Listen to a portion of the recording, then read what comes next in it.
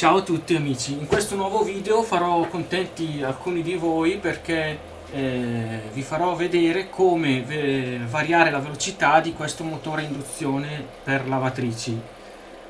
Allora, varierò la velocità con questo inverter. Questo inverter non è stato progettato per pilotare motori di questo tipo, ma è stato progettato per pilotare motori asincroni trifase. Io lo userò lo stesso per variare la velocità di questo motore. Ho visto che va abbastanza bene, ha le fasi un po' squilibrate, non assorbono tutte la stessa corrente, perché ovviamente non è un avvolgimento trifase, ma sono solo due avvolgimenti uguali. Il terzo sarebbe diverso perché sarebbe la somma dei due. Tutto sommato l'inverter, facendolo lavorare con una certa corrente, il motore ha più coppia e funziona bene.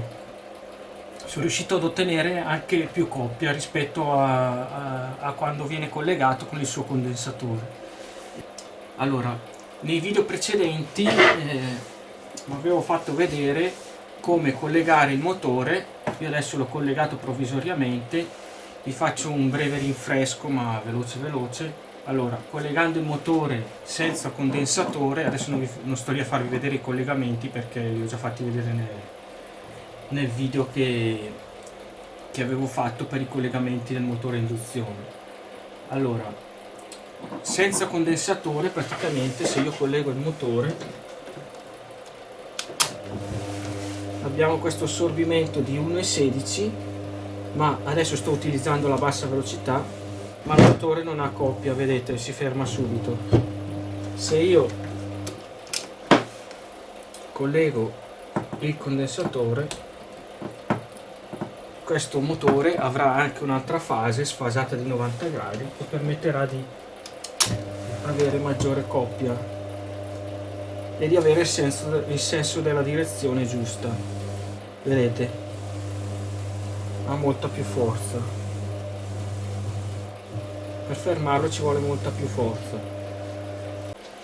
Mi raccomando, quando fate questi esperimenti, alla tensione 220 di rete, perché è molto pericolosa. Io adesso qua ho messo dei mammut e dovete stare attenti a toccare qualsiasi parte, diciamo, in tensione. Se non siete sicuri mettete un paio di guanti, quelli di tipo questi di plastica, ok? Quindi avete visto che con il condensatore il motore ha una coppia più elevata e ha il senso di direzione giusta, come deve essere. Allora, ora vi farò vedere un breve disegno che ho fatto per farvi capire, allora, in grandi linee come funziona un inverter di questi. Allora, l'inverter praticamente cos'è? È un convertitore di frequenza. Praticamente prende la tensione di rete che è 220, che è monofase, cioè una sola fase, due fili, ok, la raddrizza, poi la livella con un condensatore e un'uscita. Praticamente ci sono dei transistor che ricreano le tre fasi, cioè 220 trifase. Praticamente da un convertitore di questi voi lo comprate monofase, perché ci sono anche i convertitori trifase, quelli per il 380 o se no 220 trifase. Questo è un convertitore che ha l'alimentazione monofase, cioè due fili che entrano in alimentazione e un'uscita trifase e tre fili che escono, come spiegato da quel schema a blocchi qua. Infatti la tensione rappresentata su questo diagramma, praticamente questo è l'ingresso 220, che è solo un'onda sinusoidale. Invece in uscita avremo tre onde sinusoidali sfasate di 120 gradi, cioè questa è la prima, questa qua è la seconda che è più spostata e questa qua è la terza che è più spostata ancora di 120 gradi. Ognuna è spostata di 120 gradi rispetto a quell'altra. Allora, ricordatevi sempre che da un convertitore, da un inverter monofase 220 uscirà sempre una tensione di 220 volt. Nel convertitore si può decidere di variare da un minimo di 200 a 240 volt. Sono dati che si possono variare in base ai dati di targa del motore per quanto riguarda i motori 220 trifase. Noi per le nostre esigenze possiamo variarlo a piacimento in base a quanta corrente vogliamo fargli assorbire. Un'altra cosa che volevo farvi vedere, altre due cosettine che volevo farvi vedere. Allora, questo è il nostro motore monofase, cioè questo. Ho fatto il disegno del cablaggio di come viene collegato alimentandolo con fase neutro il suo condensatore e invece cablandolo con il nostro inverter.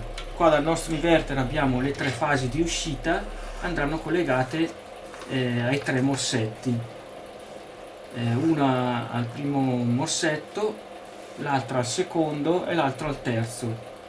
Questo praticamente è la prima velocità. Se poi vogliamo collegarlo alla seconda velocità ci sarà un altro avvolgimento uguale e si collegherà all'altra velocità. Poi vi faccio vedere. Comunque il collegamento, diciamo, per fase neutro è questo, e il collegamento per l'uscita dall'inverter è questo. Le tre fasi vanno ai tre. Questo sarebbe il comune, che è questo, ma in questo caso non ci interessa, si può collegare a piacimento, e gli altri due sono questi due qua laterali. Invece questi motori sono due motori trifase, i classici motori industriali, e vengono alimentati in questa maniera. Se il motore viene alimentato a 380, cioè con un inverter a 380 che ha un trifase in ingresso 380 e un'uscita 380, andrà collegato in questa maniera. Nella sua basetta dove viene collegato ci sono delle barrettine e andrà collegato in questa maniera, le tre fasi qua e le barrettine che cortocircuitano il centrostella. Mentre invece se noi vogliamo prendere un motore industriale a 380 e modificarlo per farlo andare a 220 con questo inverter, nella sua basetta del motore scolleghiamo le barrettine da questa maniera e le colleghiamo in questa maniera, cioè così, in modo da collegarlo a triangolo. Collegato a triangolo può essere utilizzato per essere collegato a un motore 220 trifase, a un inverter 220 trifase. Spero di essere stato abbastanza chiaro. Questo per farvi capire un po' come funzionano questi inverter e come possono essere collegati. Ora procediamo al collegamento dell'inverter e vi farò vedere come variare la velocità.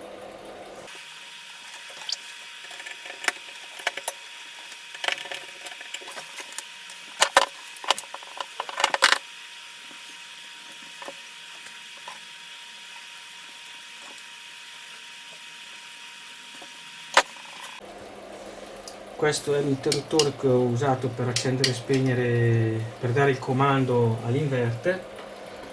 Ora abbassiamo tutta la velocità. Ok.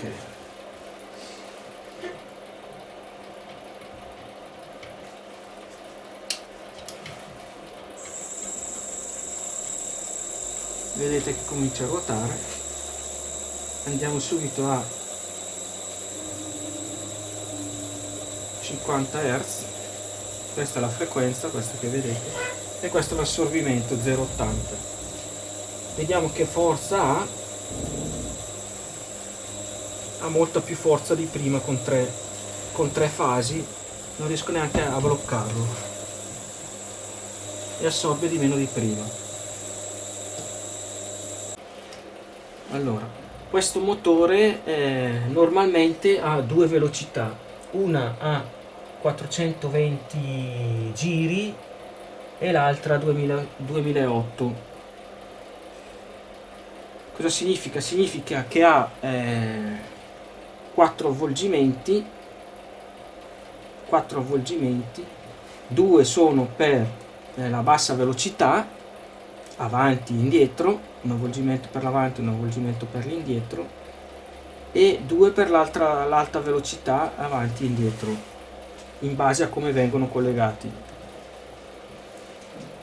Noi adesso siamo collegati sulla bassa velocità, cioè praticamente siamo collegati sulla bassa velocità con le 3 fasi qua, sul comune, che è questo qua, il primo è il comune, e gli altri due che sono questi. Però non ci importa, perché col trifase potete collegarlo come volete, potete invertirli, non succede niente. L'importante è che siano i primi 3, che sono i 2 avvolgimenti della bassa velocità. Per invertire le fasi o si inverte il senso di marcia dell'inverter, oppure scambiate i fili e invertirà il senso di marcia. Ho messo questo pezzo di carta che mi serve per bianco e nero per leggere i giri. Vi farò vedere che così gira in un senso, anzi abbassiamo la velocità, ok, lo spengo.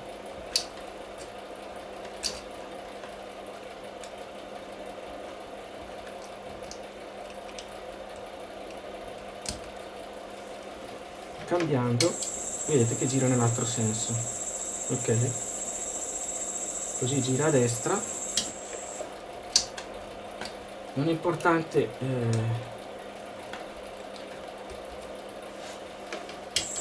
e così gira a sinistra, ok.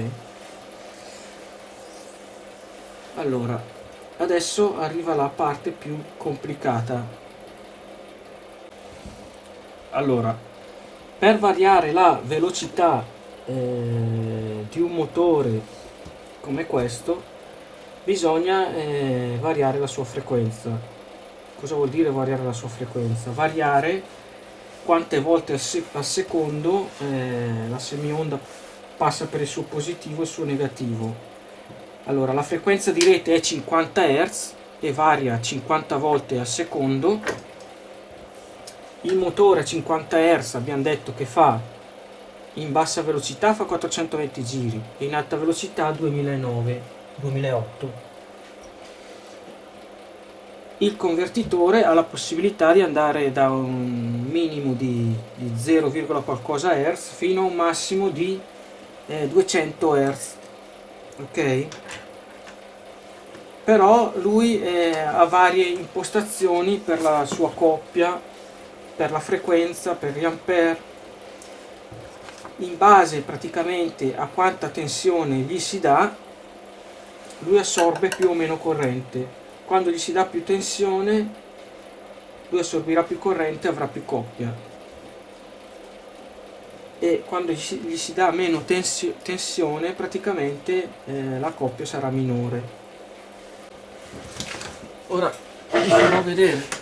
vi farò vedere questo grafico praticamente, che fa vedere praticamente da 0 a 200 Hz, ok, e qua la sua tensione da un minimo di 0 a 208, 220, 230, 240 volt, ok. Praticamente di default lui è impostato che da 0 a 40 Hz lui farà una tensione da, diciamo, da uno 0 fino a la tensione massima più o meno 230 volt. Ok, se noi quel parametro qua F5 impostiamo quella frequenza qua FR5 a 200 Hz, praticamente avremo una rampa, diciamo, di tensione che praticamente quando saremo a 40 Hz saremo con una tensione bassissima. Non so se mi sono spiegato. Comunque noi adesso abbiamo impostato, mi sembra, FR5 a 40 Hz. Dunque noi a 40 Hz siamo già quasi al massimo della tensione. Andremo a vedere adesso questo parametro. Allora, prima di andare a vedere questo parametro c'è anche un altro parametro che è UNS, sarebbe la tensione massima che si può impostare di uscita. Se imposto 208 volt, lui al massimo qua arriverà a 208 volt. Se imposto 220 arriverà a 220. Ora vi farò vedere a cambiare il parametro FR5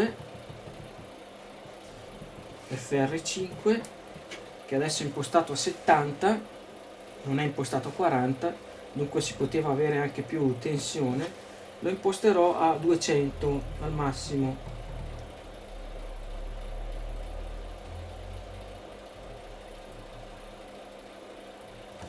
Ok, do l'ok.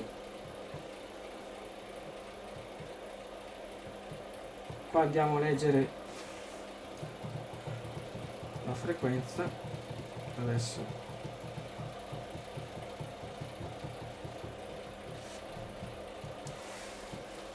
E lo accendo.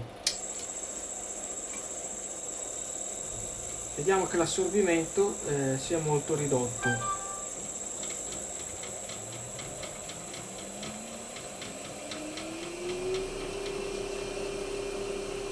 Il motore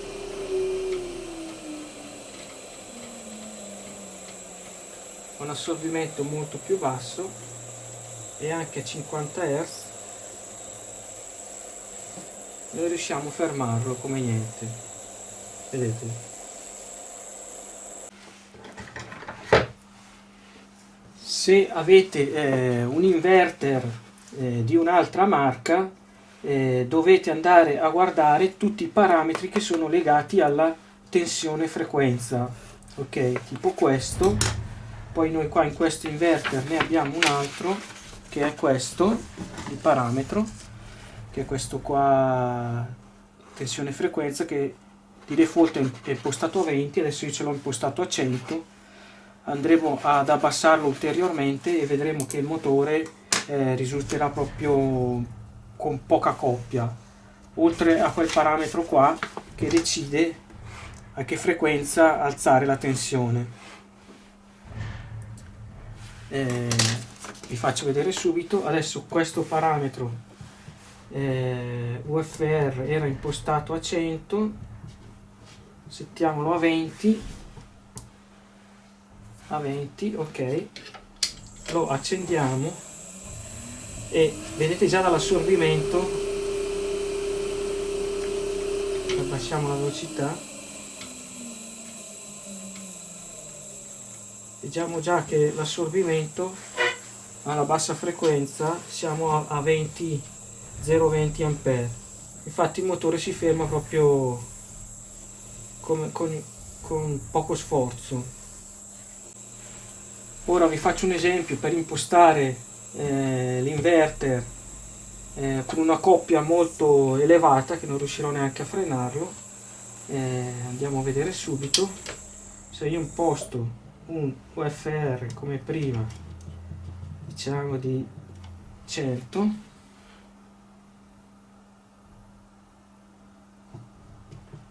ok, e vado a impostare l'altro valore che è l'FR5.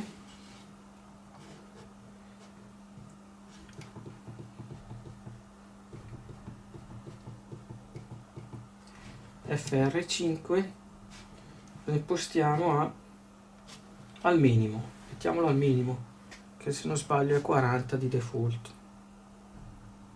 Ok, 40. Più andiamo anche a vedere la tensione, quella che vi dicevo, quanto è impostata. Anche questa influisce, la tensione nominale di uscita del convertitore, che può variare da 208 a 240. Andiamo a vedere anche questa UNS.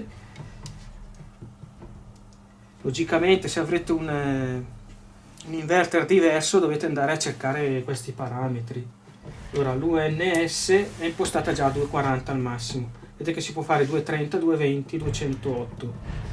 Così abbiamo una coppia che è il massimo. Infatti vedremo assorbire molta corrente dall'ingresso dell'inverter, perché io questa apparecchiatura l'ho collegata all'ingresso dell'inverter. Ok, diamo l'ok anche a questo parametro, mettiamolo ancora sulla frequenza,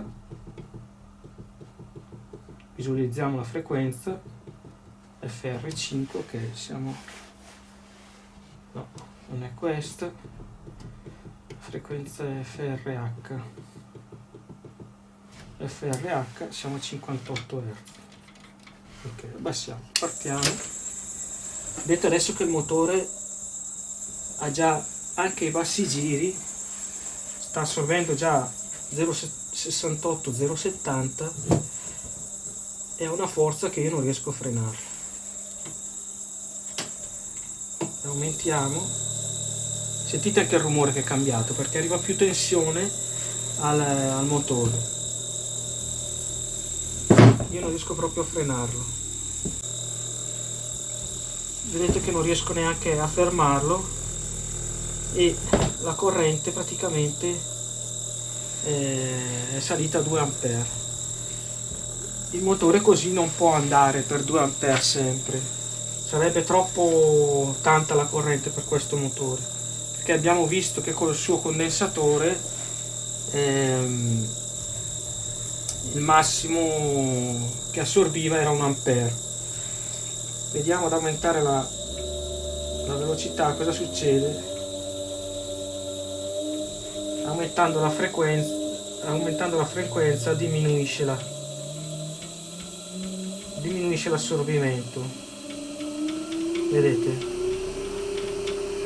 siamo sui 0,36, però così non avrà coppia. Andiamo a impostare una corrente accettabile, diciamo sui bassi giri, e andiamo ancora a cambiare FR5 che lo mettiamo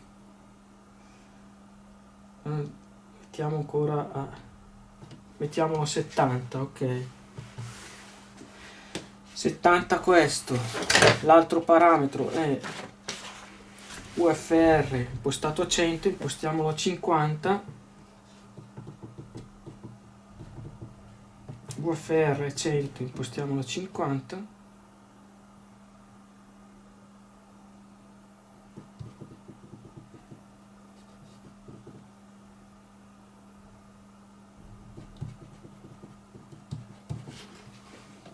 Ok, questo a 50 abbiamo detto, e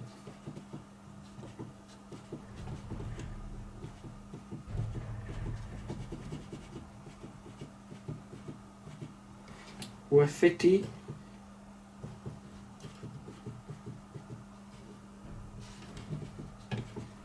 FR5 a 70. Vedete così? Allora impostiamo la frequenza FRH, siamo a 50 Hz. Ok, così siamo a 50 Hz 0,71, così diciamo che è accettabile perché siamo sotto 1 A e il motore non dovrebbe scaldare e lavora bene. La forza è abbastanza, si riesce a fermare, ma ci vuole molta forza. Vedete? Vediamo aumentare.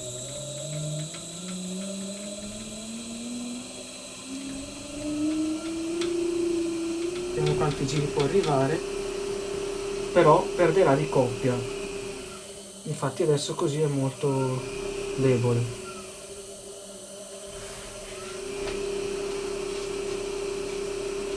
Ok, ma con la bassa velocità, uno che vuole regolare sulla bassa velocità si sposta diciamo da uno 0 dove hai già 50, 0,50. Se poi vuoi aumentare la coppia, aumenti quei parametri e aumenti la coppia.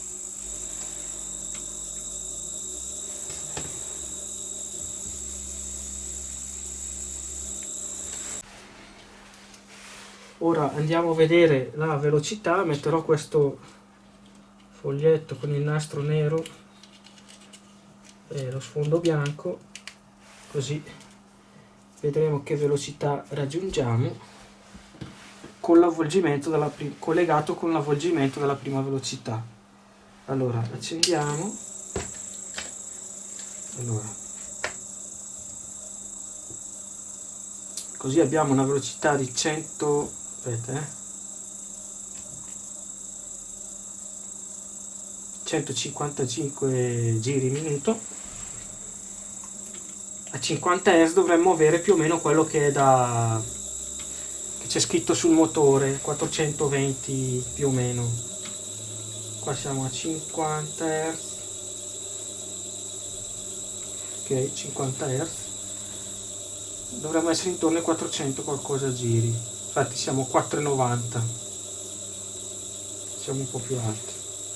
Proviamo a alzare, vediamo che frequenza arriva.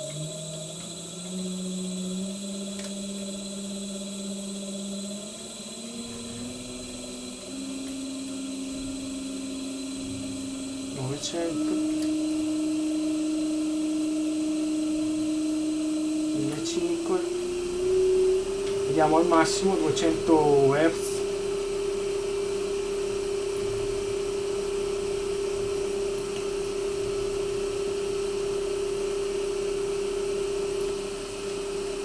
Non riesco bene a vedere. Siamo a 1957, 1900 giri sulla velocità minima. 1955. Ok.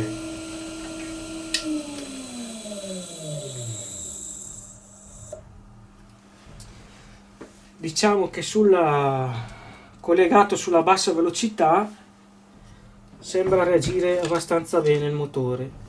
Ora andremo a vedere collegato sull'alta velocità, sull'avvolgimento dell'alta velocità.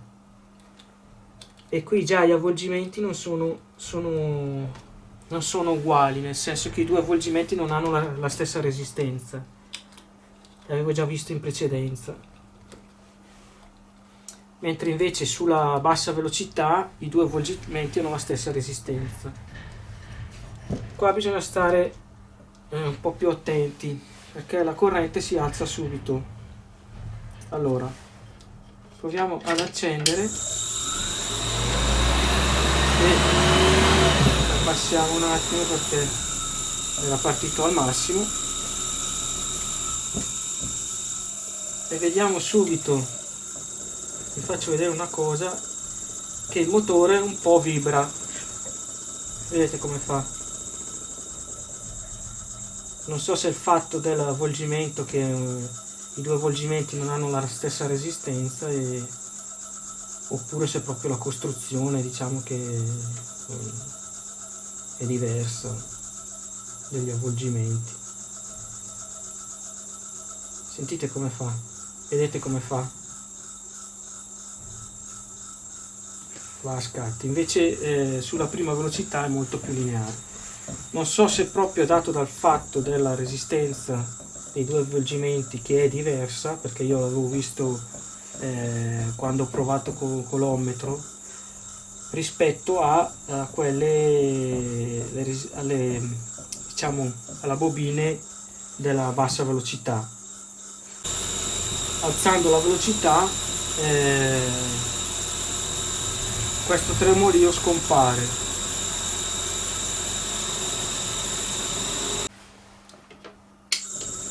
Anche qua vale il discorso che con i parametri impostati al minimo la coppia è molto bassa, anzi in questo caso con gli stessi assorbimenti la coppia è più bassa ancora. Se noi andiamo a alzare la velocità,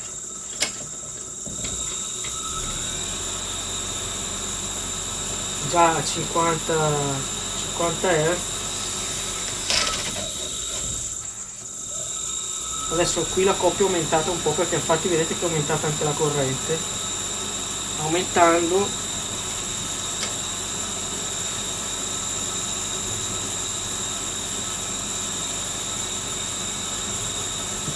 aumentando la velocità è aumentata anche la corrente, è aumentata anche la coppia. Qua aumentando aumenta sempre l'assorbimento e aumenterà anche la forza. Questo lampeggia perché probabilmente sta richiedendo troppa corrente.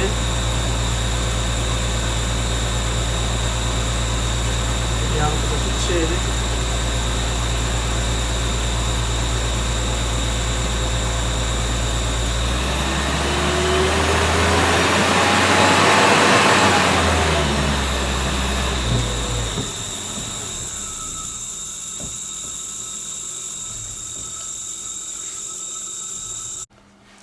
Anche in questo caso la forza dell'albero è, diciamo, proporzionale ai parametri che si impostano sulla tensione. Più alta è la tensione, più abbiamo coppia. Però con la seconda velocità vediamo subito che andiamo subito fuori scala, i parametri sono impostati più o meno a metà e abbiamo già un assorbimento di 1,8 e facciamo presto a salire, vedete? Sulla targa del convertitore accetta un massimo di ingresso di 2,8 A e in uscita mi dà massimo 2,1 A. Il convertitore, diciamo che ha una taglia più grossa del motore. Il motore abbiamo visto che sia in bassa velocità che in alta velocità col suo condensatore siamo sull'ordine di 1 A per non superare i 200 e qualcosa watt di motore. Penso che più di questa corrente non si possa utilizzare. Ho messo tutti i parametri al minimo, vediamo quanto assorbe il nostro motore. Vediamo che adesso assorbe 0,60.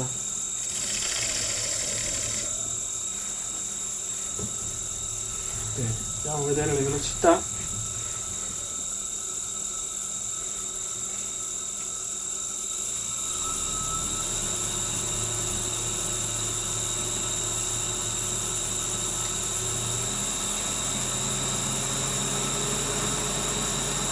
A 50 Hz.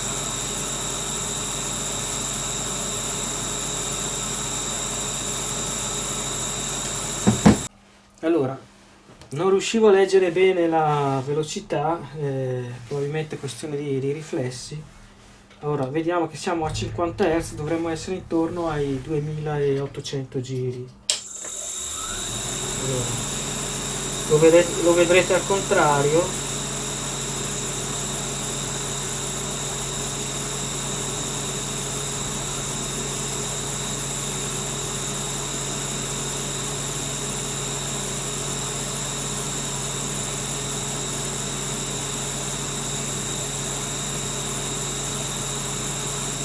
Ok, qua siamo 2785 e questa distanza diciamo che sta leggendo giusto, perché vedete che gli impulsi sono regolari, dipende molto anche dalla distanza.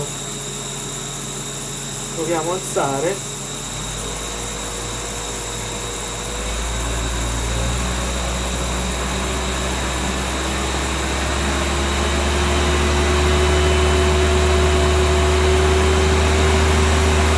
Vedete che la corrente adesso è più bassa di prima, siamo a 5000 giri quasi.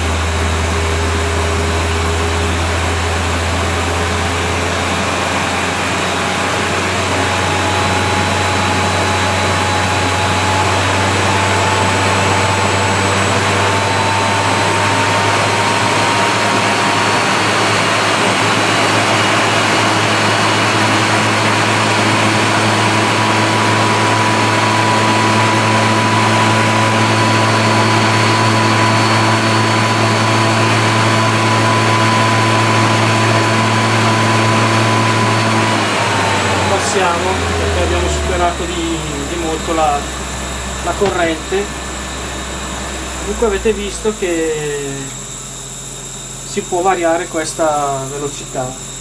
Vediamo a 1 ampere che siamo a 48-50 Hz, che forza ha.